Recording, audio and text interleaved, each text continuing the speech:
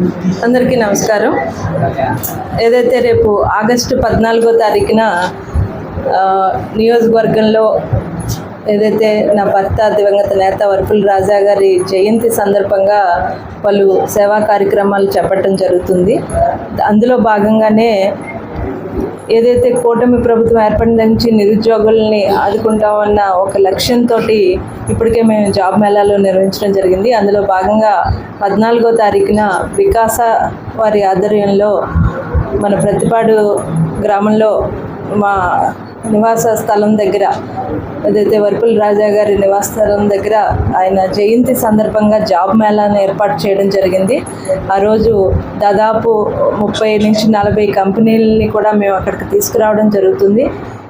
ఇప్పటికే ఈ రోజు నుంచి కూడా మేము నిరుద్యోగులు నియోజకవర్గంలో ఉన్న యువత అందరికీ కూడా మేము ప్రతి గ్రామానికి చెప్పడం జరుగుతుంది. వారందరూ కూడా ఇటువంటి చక్కటి అవకాశాన్ని వినియోగించుకుని ఫామ్స్ ఏవైతే మేము ఫిలప్ చేయమని చెప్తాం రిజిస్ట్రేషన్ చేసుకుని ఆ రోజు 14వ తారీఖున ఉదయం 10 గంటలకి ఏదైతే అక్కడ ఏర్పాటు చేసిన జాబ్ మేళాకి అందరూ కూడా నిరుద్యోగ యువత అందరూ కూడా వచ్చి ఈ అవకాశాన్ని వినియోగించుకోవాలి. ఆ రోజు ఖచ్చితంగా మనం అక్కడ నేను అన్ని ఏర్పాట్లు చేయడం జరుగుతుంది. నిరుద్యోగులకి అదే సంబంధించి దాదాపు 30 నుంచి 40 కంపెనీలను ఆ రోజు అక్కడికి తీసుకొస్తాం. హెచ్ఆర్లు అందరినీ తీసుకురావడం జరుగుతుంది.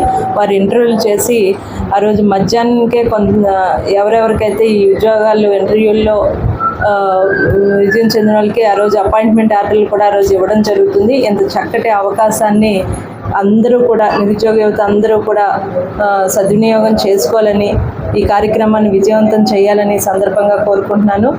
దీన్ని ప్రతి గ్రామంలో కూడా నాయకులు దీన్ని బాధ్యత తీసుకుని ఆ గ్రామంలో ఉన్న నిరుద్యోగ యువకులకు ఈ అవకాశం గురించి చెప్పి వారందరినీ కూడా ఆ కార్యక్రమంలో పాల్పంచుకునేలా చేయాలని మనస్ఫూర్తిగా కోరుకుంటూ, దీన్ని కూడా మీడియా ద్వారా మీరు అందరూ కూడా కొంచెం ప్రచారం చేసి నిరుద్యోగ యువతకి వారికి అవగాహన కల్పించేలాగా వారికి ఈరోజు ఫలానా చోట జరుగుతుంది ఈ కార్యక్రమం అని మీ ద్వారా కూడా తెలియజేయాలని మీడియా మిత్రులందరినీ కూడా కోరుకుంటూ సెలవు తీసుకుంటున్నాను.